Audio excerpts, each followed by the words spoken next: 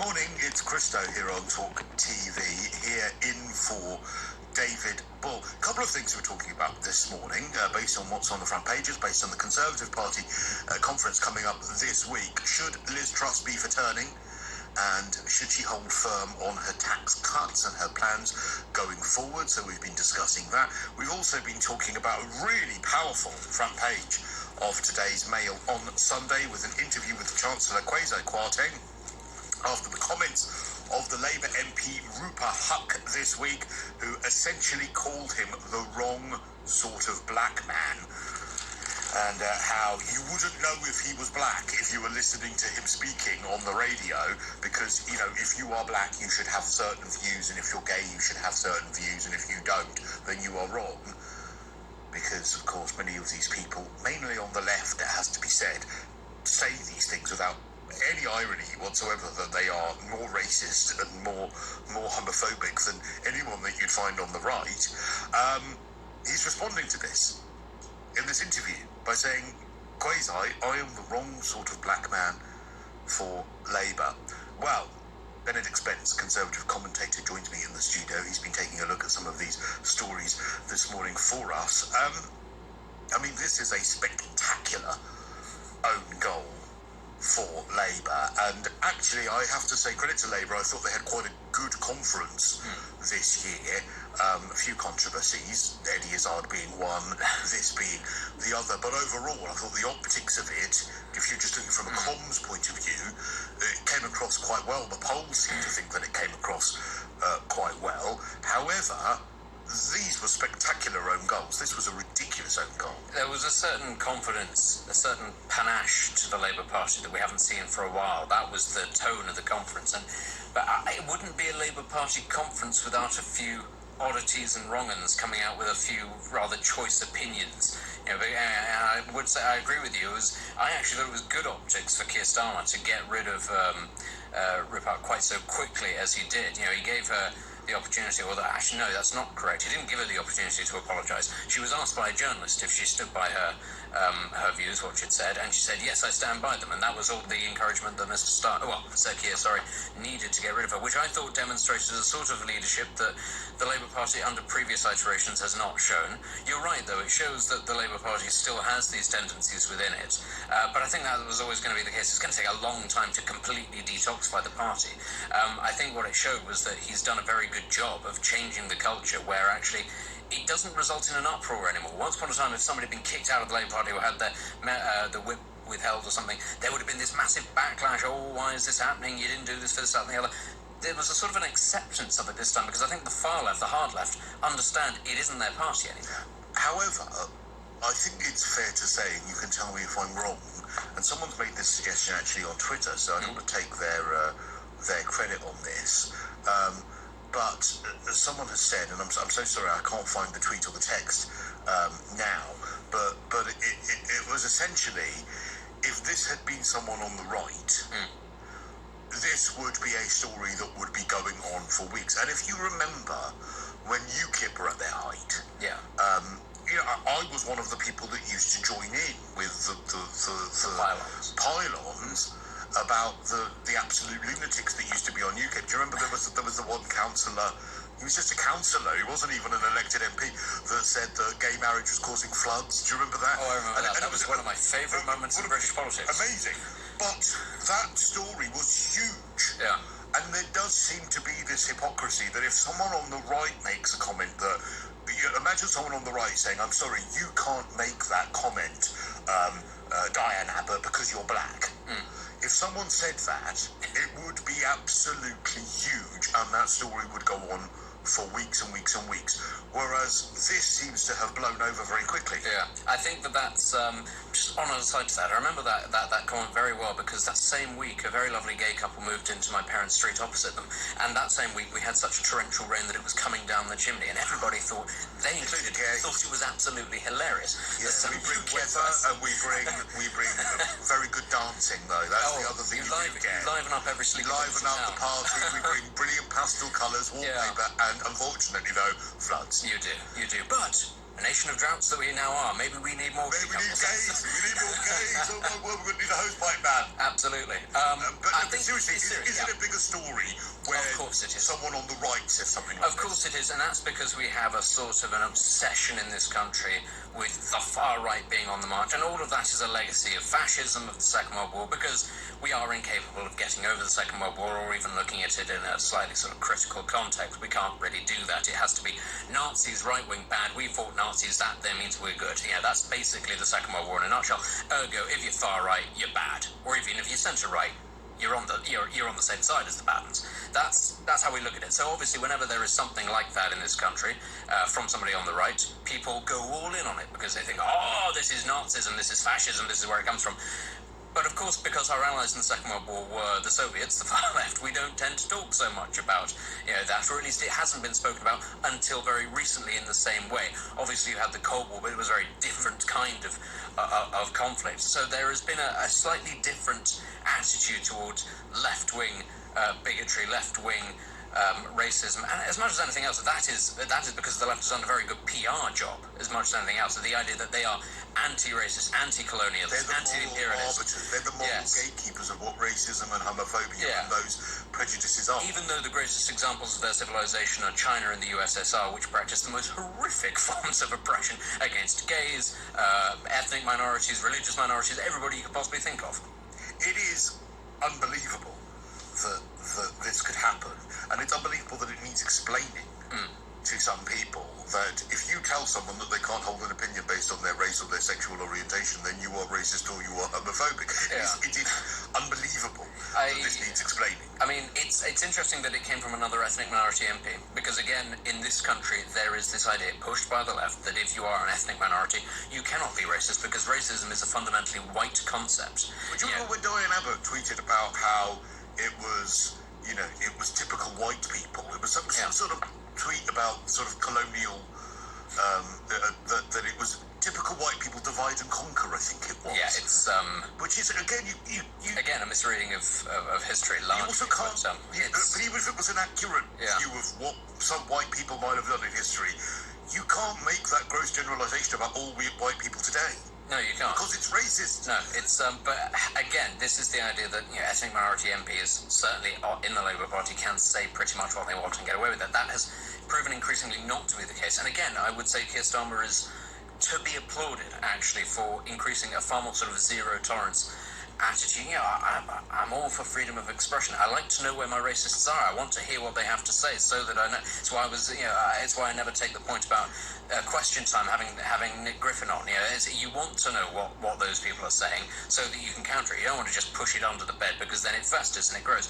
But having then said what she had to say, I think it is completely right that he was swift in getting rid of it. I also thought that it was very interesting that actually, when you say, she said, if you listen to him on the radio, actually very specifically, she said the Today program, which I thought was interesting, because it's appealing to a very certain kind of demographic, and nobody in the room said anything. And you can bet that most of them are the sort of people that listen to the Today program, and they weren't going to say anything at all because they didn't necessarily disagree with her.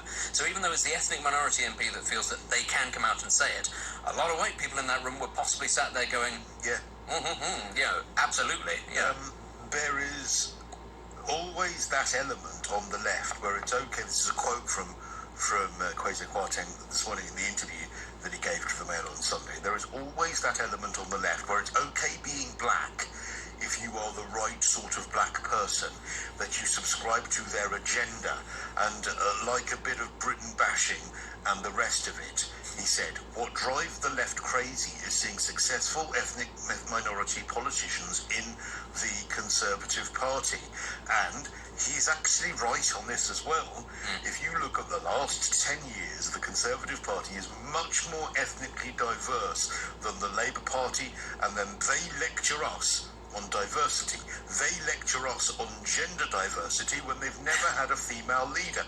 We've now had 3 female prime ministers, and although they've not all been the best. They might not have all been the best. Let us be very clear about this. It does not necessarily represent meritocracy in the Tory party. But what I think is, as you know, anyone who knows me would know that I'm a quite a Thatcherite, and the thing that I loved most about Thatcher's ethos and her ideology.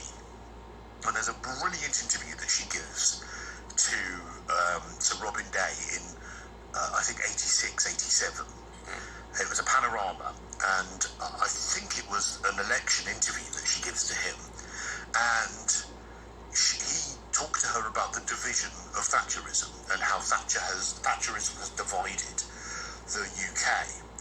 And she gives this brilliant answer about how it was the militant unions that actually caused, which I could really stand today, it was the militant unions that caused the division within the UK, and that in her mind and her ethos, and I think this goes to the heart of what conservatism should be, her ethos was she didn't care where you came from, what colour you are, what background you come from, what class you are, whether you are, I shouldn't say these words, but essentially gay, straight, tall, short, rich, poor, black, white, whatever you may be, if you're prepared to work hard, make something of yourself, get on board, she's behind you. She will bring in policies that are behind you, because that is what is important. Yeah. And that is the definition of what a government should be, as far as I'm concerned. That it's not about your colour or your creed. It's about whether you are on board with being a part of UK PLC. Well, that's ultimately what it boils down to. Are you on board?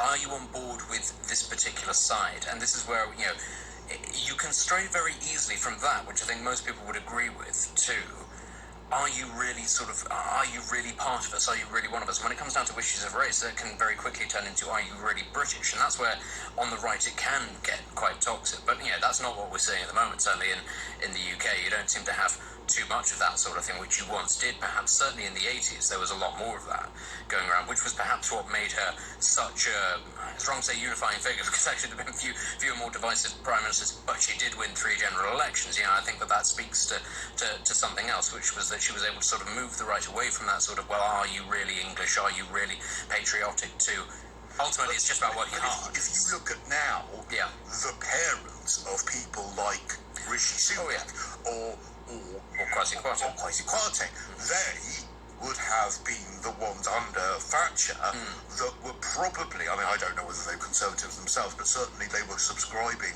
to a Britain at that time where you could prosper. And we're now seeing a Conservative Party where clearly those values of, look, it doesn't matter if you're black, you can be Chancellor, it doesn't matter if you are whatever ethnicity or sex you are. Look at who was the amazing, her name escapes me, Kelly Badenoch. Amazing. She was very critical of critical race theory. Yeah. It just goes to show that actually it's about the values of working hard that seem to make Conservative MPs prosper rather than background, whereas Labour seems to be more obsessed with the identity. Unless you're Boris Johnson, in which case it's just about turning up and being in the right place at the right time rather than working hard. But that's beside the point. Boris Johnson. Boris Johnson. You might, anybody who studied classics sort of heard of him. I don't know what you're talking about. Quite a long time ago. Politics is brutal. Everything was in black and white back then. Boris who? Oh, didn't he win Wimbledon? That Boris. That's right. That Boris, yeah. That takes us nicely, actually, to Truss. Can anything take us nicely to Truss? Because we're talking about Thatcher. Yeah. We're talking about those sort of conservative values of low taxation, small state, which of course we've seen a little this week ahead of the Conservative Party conference, that we might have to see some of the state being trimmed back now in order to shore up the markets that are worried about the amount of borrowing that is required to finance some of these tax cuts. Sunday People today saying on their front page, you've lost their trust, Liz. This is, of course, 70 Tory MPs apparently in a plot to topple the new Prime Minister. I'm telling you now, and I'm saying this because it's breakfast time, toast is what the Conservative Party will be if they start to talk about toppling another Prime Minister at this moment. What do you think? Do you think... Oh, another one, sorry, just before we get to the Observer as well. Shock poll reveals fury over tax cut plans. Voters abandon Tories as faith in economic competence dives. This is going to be horrific reading for a Prime Minister who's only been in the job a few weeks. Do you think that she's going to stand firm? Do you think she should stand firm? She has to. If she doesn't, she is toast. She's dead in the water and the party is with her. Ultimately, whatever you think of her policies, if she U-turns at this point, it shows that she's fundamentally very weak. And, weak prime ministers do not last long in the Tory party. And, yeah, exactly. Well, Theresa May is perhaps, a very good example as well. But Theresa May was slightly hamstrung by where she was weak. She was in a weak position, and this is the problem But she was in a weak position because of numbers. Liz Truss isn't in a weak position because of numbers. She is if 70 Tory MPs want her out. Then she is hamstrung in terms of numbers because she can't get anything through Parliament necessarily if Labour votes against everything as well. This is the difficulty. I think she would be a fool to try to row back, but my word, how badly and let's be clear about this, you can say what you like about the markets overreacting or the fact that this is not in fact a UK-specific crisis, this is a Western crisis, which it is. If anybody's paying attention to what's happening in Europe this week, Credit Suisse, Deutsche Bank, all of them are really struggling. All that aside, the fact of the matter remains, in this mini-budget, almost every single policy was popular except the two that raised very little money. Bankers' bonuses and the top rate of tax. Now, whatever you might think about the morally, idealistically being the right things to do, which, I'm open to, it was exactly the wrong time to bring them in for the chicken feed money, relatively, that they bring in.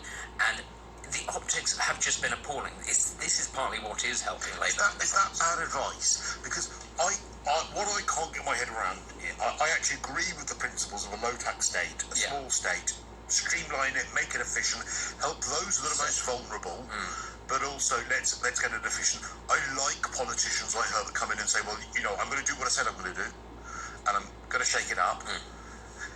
I don't think she's had the credit for the help that she's giving on energy bills, by the way, as well. I think that she said she would give help. Most bills will be capped at around the 2,500 figure. We can't say that for definite because different bills are going to be different for everyone, but around that figure, absolute credit to her for that. Where I cannot get my head around it is not raising the income tax threshold at the bottom. That's such a mistake. That's coming in April by 1 point, isn't it?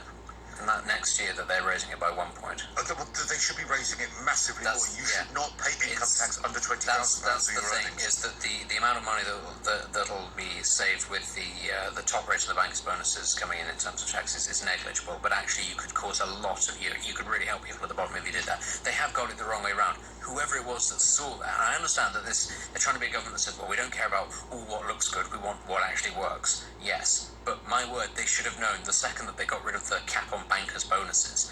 I think actually that's the key one, not the top rate of tax actually, it's the optics of it. It's 2008 all over again. It's the bankers and the bonuses, the bonuses and the bankers. And it's just come straight back, and it just doesn't sit well. Most people are not actually opposed to people at the top or working in finance earning a lot of money, as long as they don't feel squeezed. What does everybody feel right now?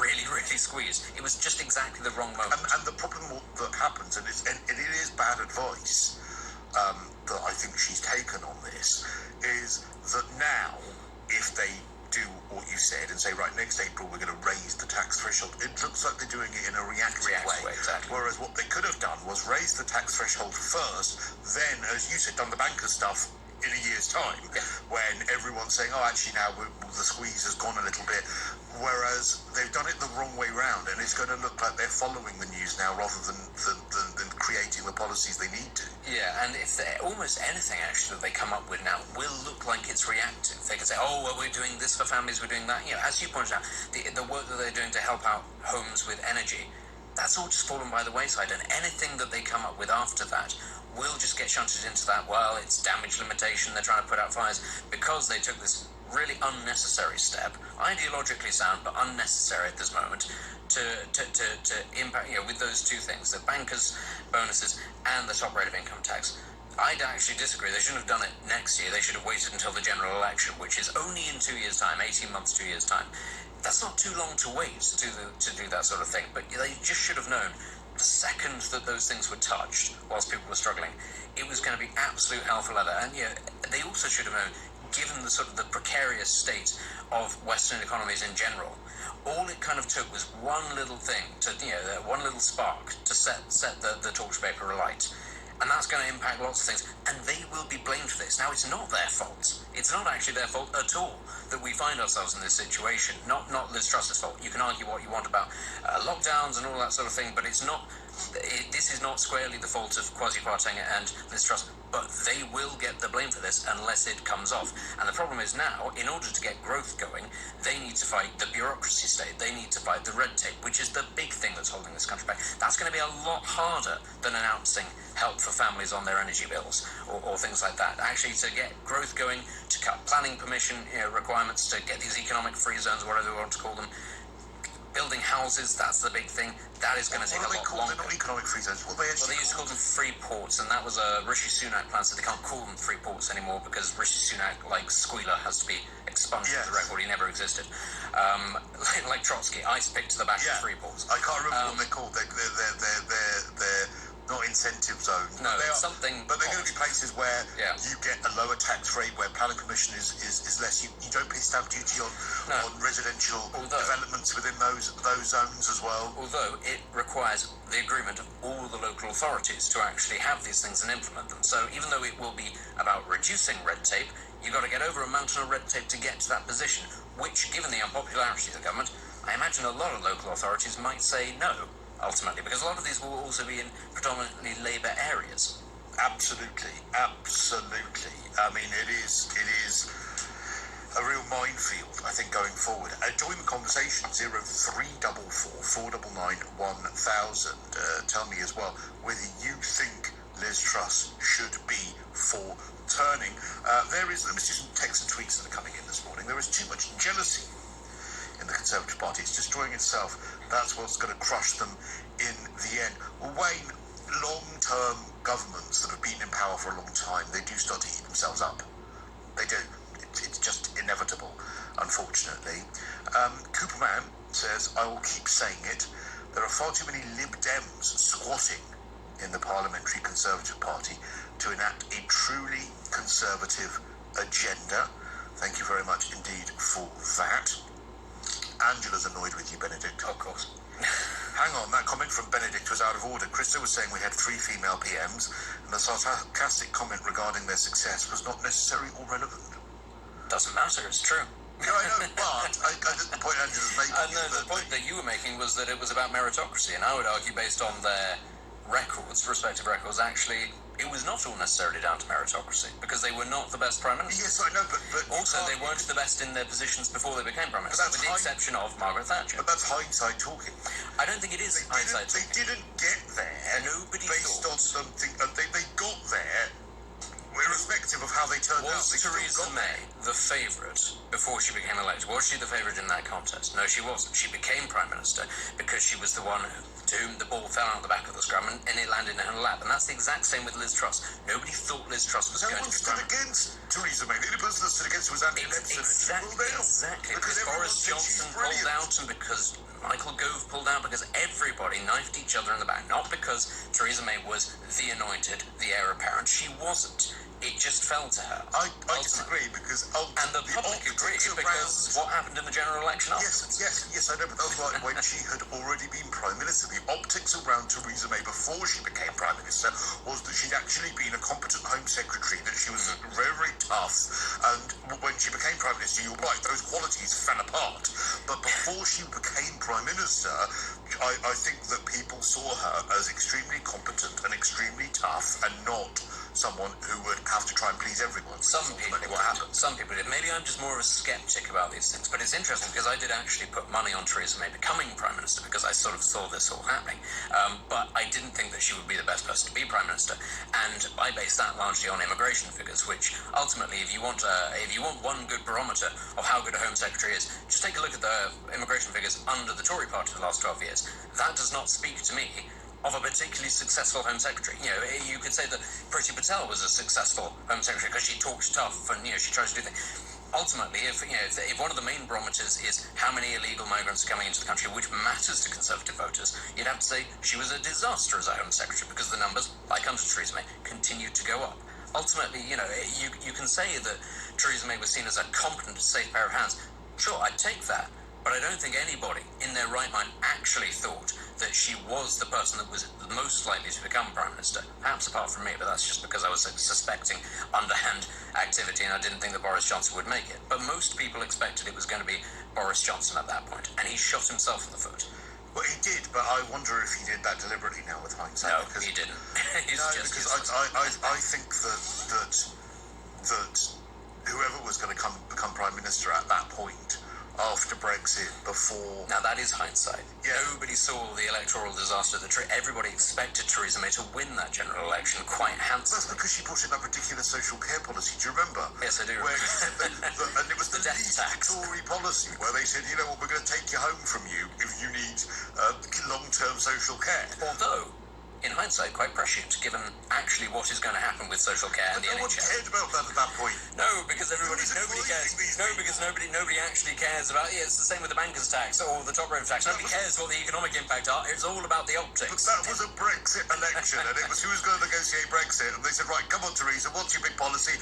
Social care, and we'll take your house off you. But again, many people will say that what Liz Truss is trying to do is trying to address structural issues at the core of society. But ultimately, it comes down to the optics. Does it matter that she's trying to inspire growth? No, because she's giving the bankers their bonuses. Well, That's how the public thinks about these things. We'll see what happens, and when we come back, we'll explore it a little more, and we'll explore as well really interesting story about some advice, stern advice, given to the new king by our Prime Minister regarding, environmental issues, shall we say, and we'll discuss that when we come back right here live from the Talk Radio studio. It's Talk TV.